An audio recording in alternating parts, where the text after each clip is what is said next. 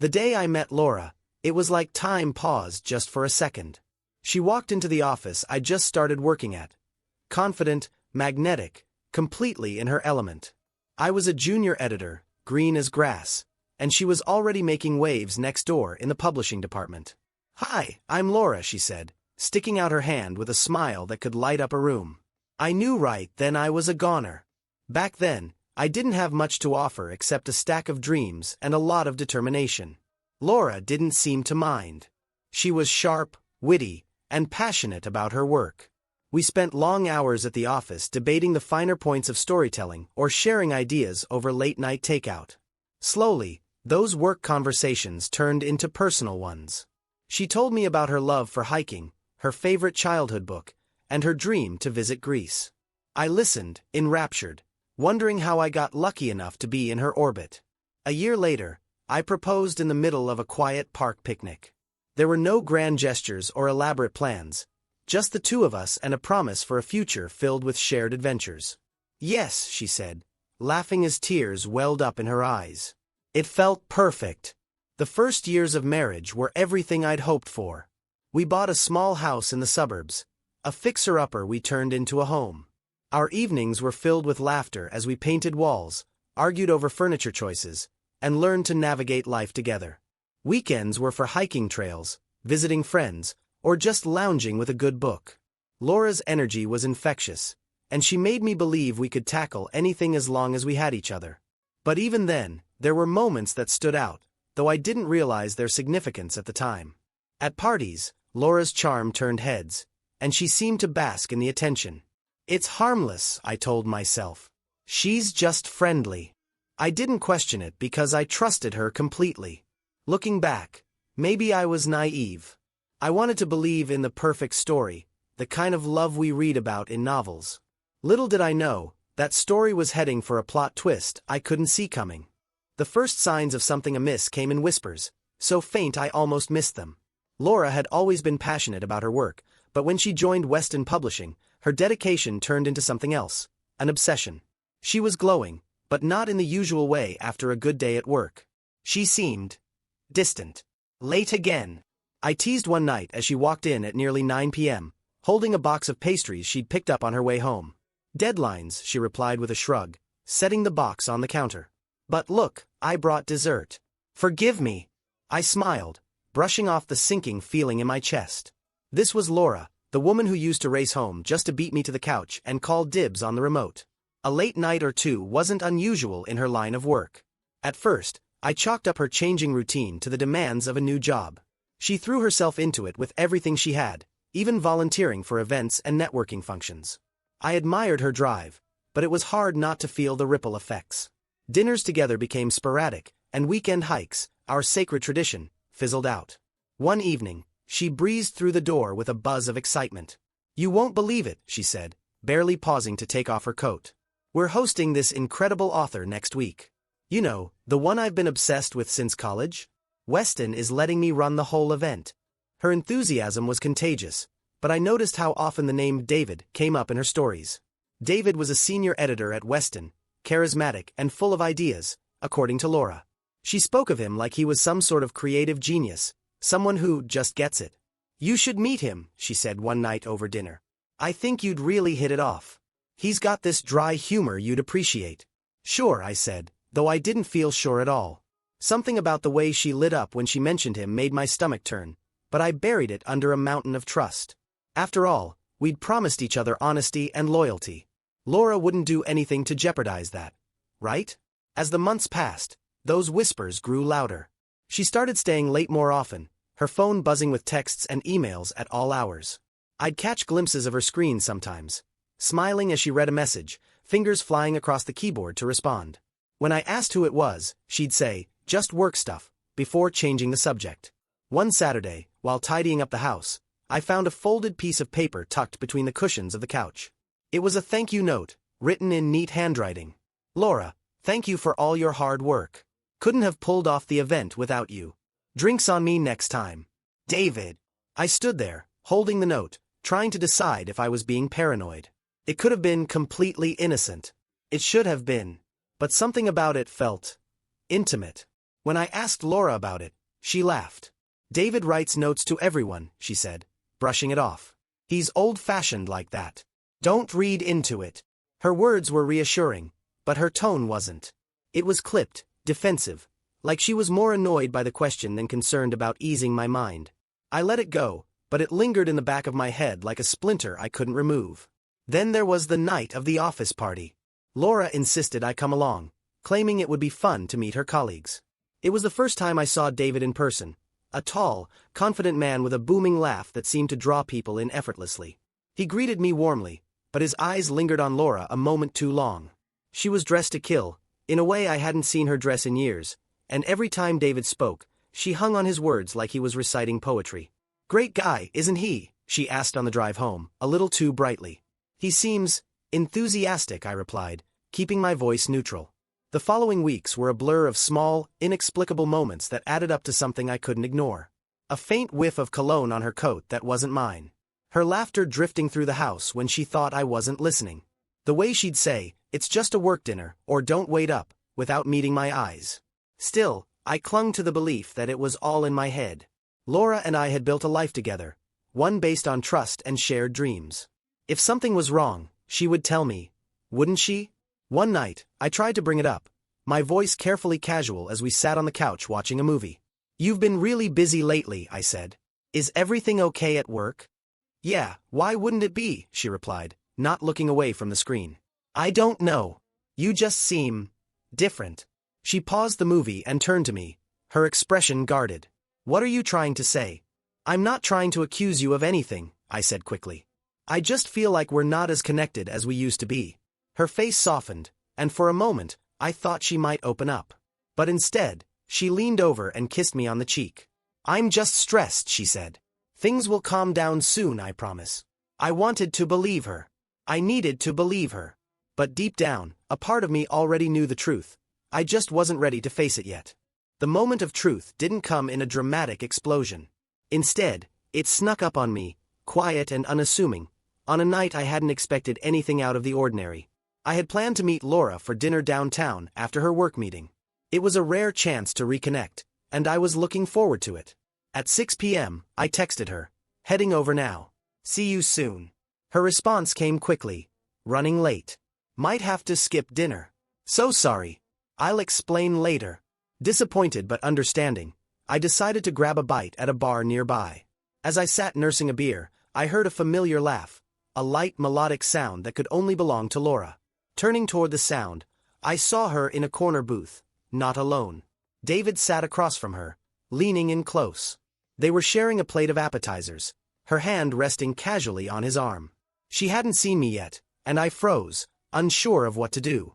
For a moment, I told myself it was nothing, a harmless meeting between colleagues. But as I watched, the way she looked at him, smiling, hanging on his every word, was unmistakably intimate. Then he reached across the table, brushing her hair behind her ear, and I knew. My stomach twisted into a knot. I left the bar without confronting her. My mind was racing as I walked aimlessly through the city streets. The woman I had built my life with was sitting in a booth with another man, acting like I didn't exist. By the time I got home, I was still in shock. I didn't want to jump to conclusions, but I also couldn't ignore what I had seen. That night, Laura came home late, claiming her meeting had gone longer than expected. I didn't ask about David, not yet. Instead, I nodded and pretended everything was fine, though the image of her with him was seared into my brain. The following days were a haze of suspicion and doubt. I started paying closer attention. Her phone calls, her texts, the way she'd smile at her screen before quickly locking it when I walked into the room. My instincts told me something was off, but I didn't have concrete proof. I needed to be sure before I confronted her. The opportunity came sooner than I expected. One evening, while she was in the shower, her phone buzzed on the nightstand. I glanced at it, and there it was, a message from David. "Last night was incredible. Can't stop thinking about you. When can we meet again?" My hands trembled as I stared at the screen, the words blurring before my eyes. It felt like the floor had disappeared beneath me. I scrolled through their chat, reading messages that painted a vivid picture of their affair. There were plans for secret rendezvous, inside jokes I didn't understand, and confessions of feelings that made my stomach churn. When Laura came out of the bathroom, I had already put her phone back, trying to act normal. But inside, I was unraveling. Every laugh we'd shared, every promise we'd made, it all felt like a cruel joke. That weekend, I decided to dig deeper. I couldn't just let this go. I needed to know the extent of her betrayal. While she was out running errands, I found her old tablet tucked away in a drawer. She rarely used it anymore, but her accounts were still logged in. What I found there shattered any remaining doubt. Emails and messages, photos of the two of them together, and a calendar with dates marked. Days she'd told me she was working late or out of town. It was all there in stark detail, a record of her double life. The worst part wasn't just the affair, it was the lies. The countless times she had looked me in the eye and lied through her teeth. I couldn't believe I had been so blind, so trusting. That night, I couldn't bring myself to sleep in the same bed as her. I made up an excuse about an early morning meeting and crashed on the couch. As I lay there staring at the ceiling, I realized there was no going back. This wasn't something we could talk through or fix. She had broken something fundamental, something that couldn't be repaired. The next day, I decided I needed to hear it from her. I couldn't keep pretending everything was fine. If she had any decency left, she would own up to what she'd done. I just didn't know if I could handle hearing the truth. Confronting Laura wasn't a decision I made lightly. For days, I wrestled with how to approach her, torn between anger and the faint, desperate hope that I was wrong. But the truth was glaring at me, and the weight of carrying it alone was crushing. I decided to confront her on a Friday evening. If the conversation turned ugly, at least I wouldn't have to face work the next day. She came home, humming a tune under her breath, oblivious to the storm brewing inside me. I waited until she was settled, then asked her to sit with me in the living room. "What's this about?" she asked, smiling, though there was a hint of nervousness in her voice. She probably sensed the tension. I took a deep breath, steadying myself. "Laura, I need to ask you something, and I want you to be honest with me." Her smile faltered. "Okay, what is it? Are you seeing someone else?" The words came out sharper than I intended, cutting through the air like a blade. She froze, her expression shifting from confusion to something more guarded. "What? No. Why would you even ask that? Don't lie to me, Laura." I leaned forward, my voice trembling. "I've seen the messages. I know about David." Her face turned pale, and for a moment, I thought she might deny it again. But then her shoulders slumped, and she let out a shaky breath. It's not what you think. Not what I think." I echoed, my voice rising. "So you weren't sneaking around behind my back? You weren't lying to me every time you said you were working late? What exactly am I supposed to think, Laura?" She looked away, tears welling in her eyes. "I didn't mean for it to happen," she said softly. It got out of control." Her words were like gasoline on a fire. "Out of control." I snapped. "You don't accidentally fall into an affair, Laura. You made a choice to betray me." Her tears spilled over, but I felt no sympathy. I was too consumed by anger and hurt. "How long?" I demanded. "How long has this been going on?" She hesitated, and that hesitation was all the answer I needed. 6 months, she finally admitted, her voice barely above a whisper. 6 months. Half a year of lies. Half a year of her living a double life while I was here, oblivious, believing in us. My chest tightened as the realization sank in. "Why, Laura?" I asked, my voice breaking. "Why would you do this to us?" She wiped her eyes, avoiding my gaze. "I don't know," she said weakly. "I guess I felt unappreciated. Like I wasn't enough for you anymore." I stared at her in disbelief. "Unappreciated? Are you serious?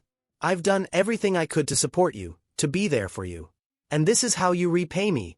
She didn't respond, her silence speaking louder than any words could. The woman sitting across from me felt like a stranger. The Laura I thought I knew, the woman I fell in love with, wouldn't have done this. But here she was, exposed in her betrayal. "I can't do this anymore," I said finally, my voice trembling. "I can't be with someone who doesn't respect me or our marriage." Her head snapped up, panic flashing in her eyes. "No, wait," she pleaded. "We can fix this. Please, I'll end it with him. I'll do whatever it takes." But her words rang hollow. I'd seen too much, felt too much to believe in her promises. "It's too late, Laura. You've already made your choice." I got up and walked out of the room, leaving her sobbing on the couch.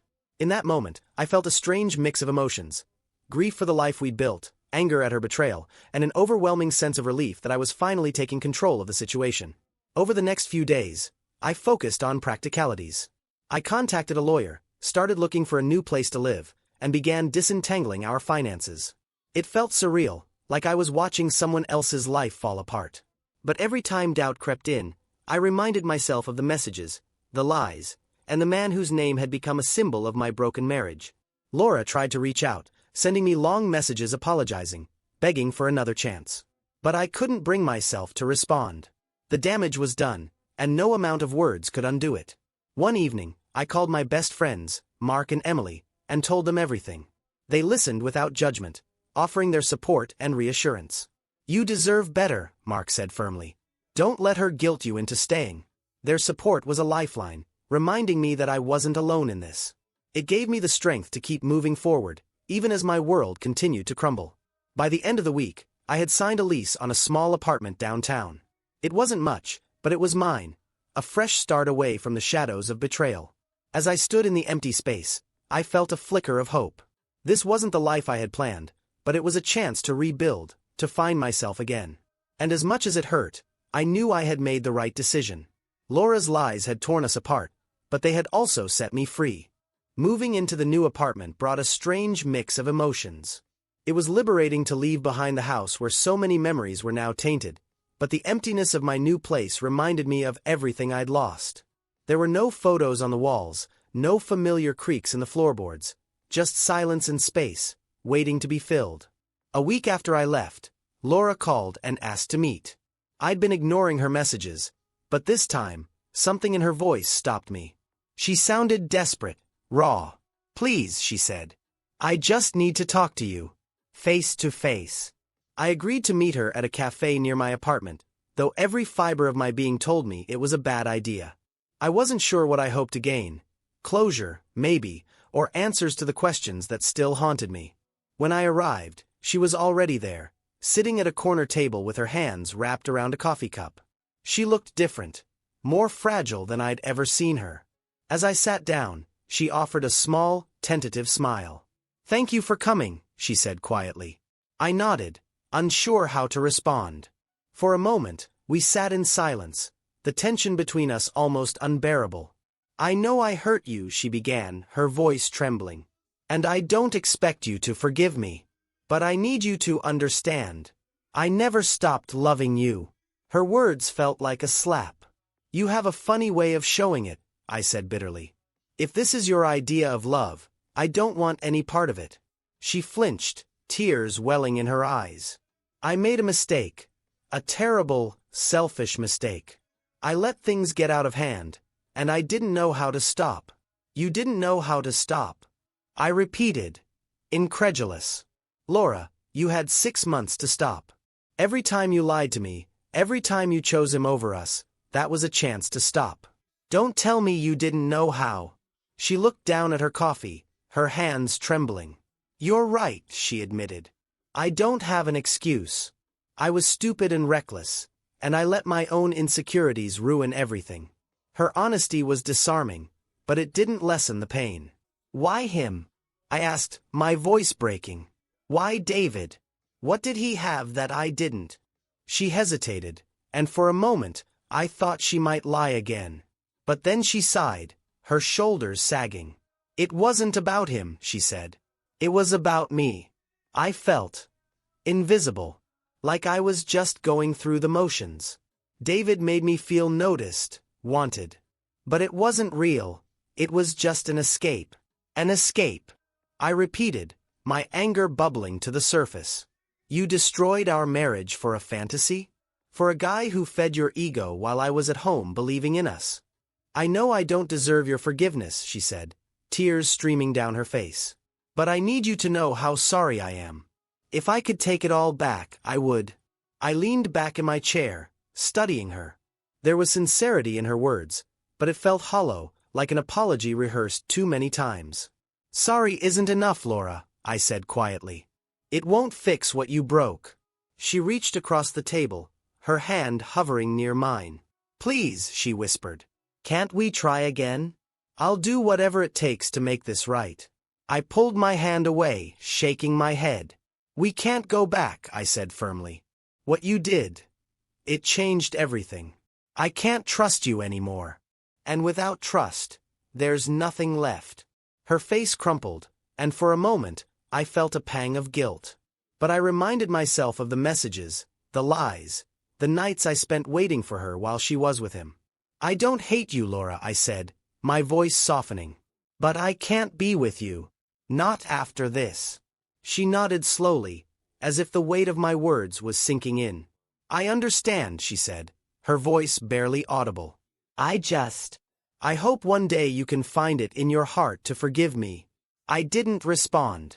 Forgiveness felt impossible, a distant concept I couldn't even begin to fathom. I stood up, leaving enough cash on the table to cover her coffee.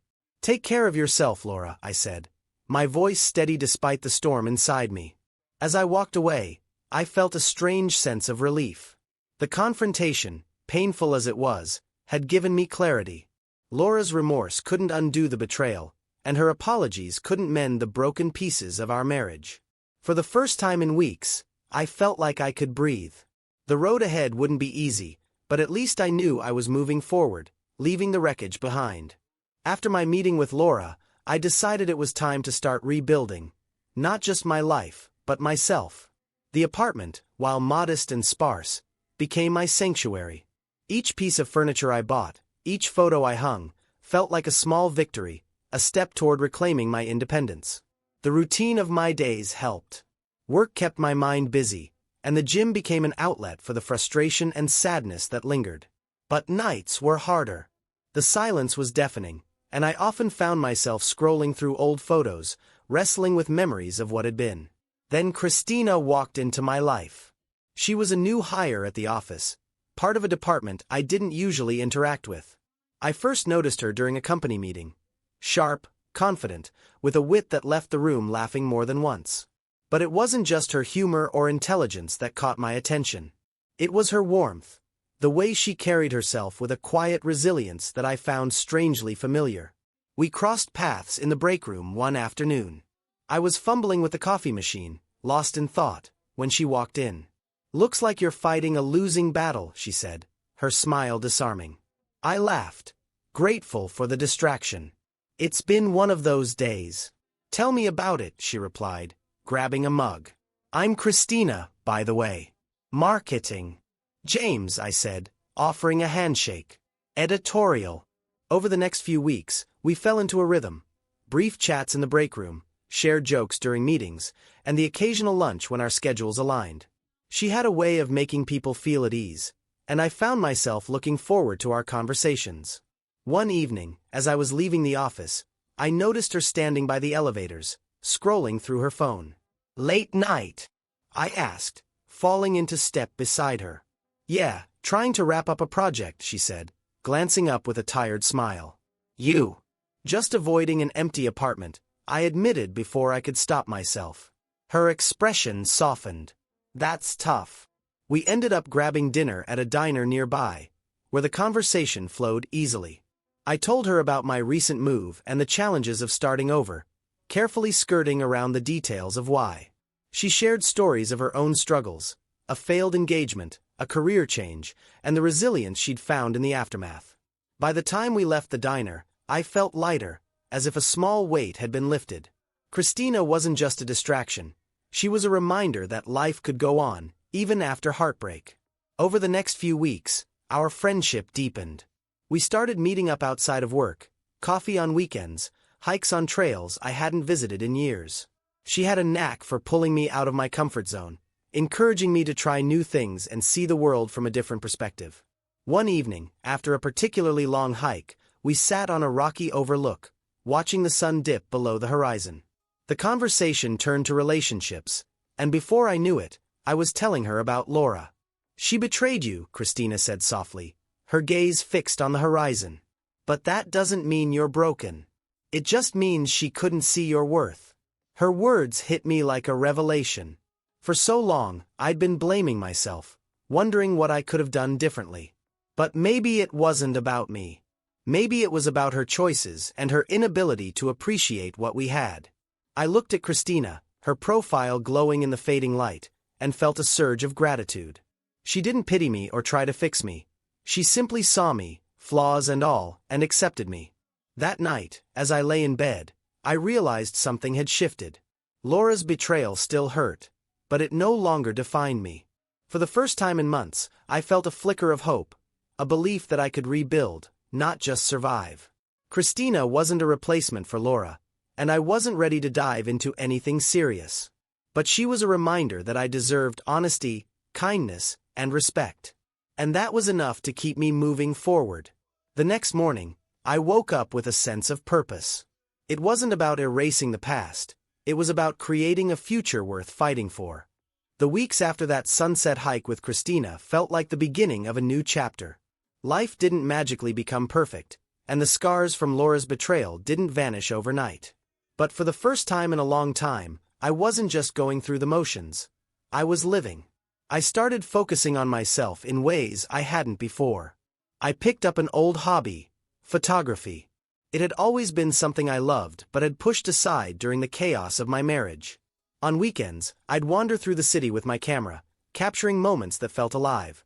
A street performer lost in their music, kids chasing pigeons in the park, the golden light of dawn spilling across the skyline. It was cathartic, a way to reconnect with the world and remind myself of its beauty. Christina and I continued to spend time together, but it was never forced. She had her own life, her own challenges, and she encouraged me to embrace mine. When she learned about my love for photography, she became my unofficial partner in crime, scouting locations and posing dramatically in front of landmarks just to make me laugh. "You could turn this into something," she said one afternoon as we flipped through the shots I'd taken. "Freelance, maybe? You've got an eye for it." I chuckled, brushing off the idea. "It's just a hobby." "Maybe," she said, a playful smile tugging at her lips. "But hobbies have a way of becoming more when you let them." Her words stuck with me. For years, I'd been so focused on my career and my marriage that I hadn't considered what I wanted for myself. The idea of building something new, something just for me, was both terrifying and exhilarating. At work, I began to throw myself into new projects. Laura had left Weston Publishing shortly after our separation, and though her absence was a relief, it also left a void. For months, I'd avoided socializing with colleagues, unwilling to face their pity or curiosity. But now, I made an effort to reconnect. I joined brainstorming sessions, offered to mentor junior editors, and even participated in the office trivia night, a surprisingly competitive event where Christina and I led our team to victory. It wasn't just about work or hobbies, though. I also started reaching out to friends I'd drifted from during my marriage. Mark and Emily, who had been my rock through the worst of it, invited me to their annual barbecue, where I reconnected with familiar faces and even made a few new ones. It felt good to laugh, to share stories, to be reminded that I wasn't alone.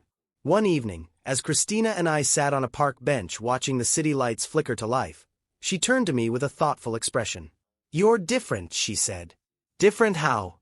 She shrugged, her eyes scanning my face. "Lighter.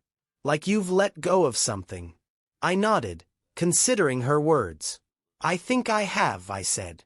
"Not completely, but enough to start moving forward." She smiled, her hand brushing against mine. "Good. You deserve that." That moment felt like a turning point, not because of anything grand or dramatic, but because it was real. I wasn't trying to prove anything to anyone, least of all myself. I was simply living. In the months that followed, I began to notice how the pieces of my life were falling into place. My photography turned into a small side business, with friends and colleagues hiring me for events and headshots.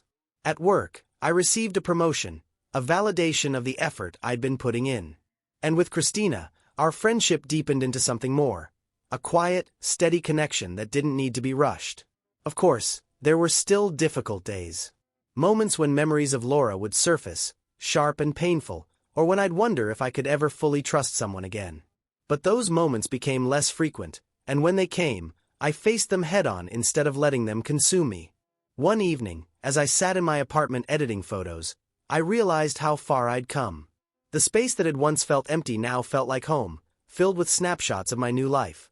framed photos of cityscapes, bookshelves overflowing with favorite reads, and a corkboard pinned with mementos from hikes, barbecues, and coffee dates. For the first time in what felt like forever, I didn't feel like I was running from the past. Instead, I was running toward something brighter, something better. And for the first time, I truly believed I deserved it. It's strange how time reshapes the way you view the past. The anger that once consumed me has dulled into something quieter, more manageable. The betrayal that shattered my world no longer defines it.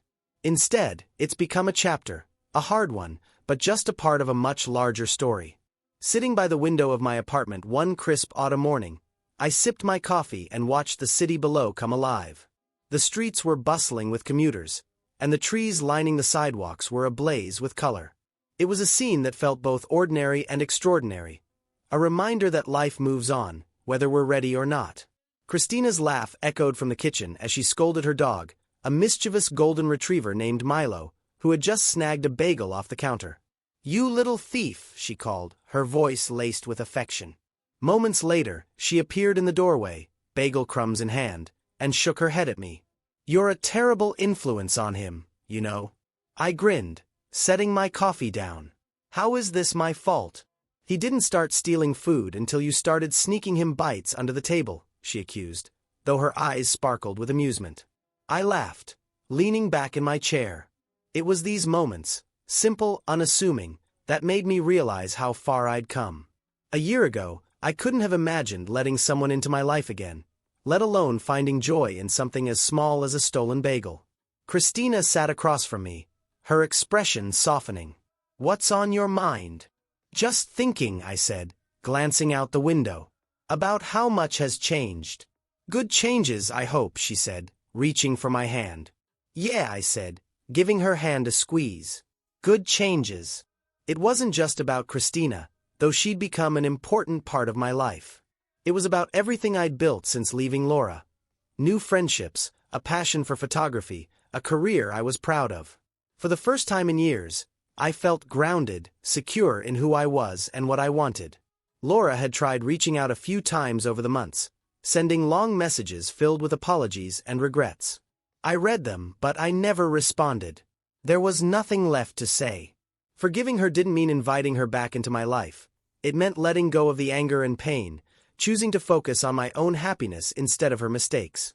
That morning, as Christina and I took Milo for a walk through the park, I found myself reflecting on the journey that had brought me here. Losing Laura had been devastating, but it had also been a wake-up call.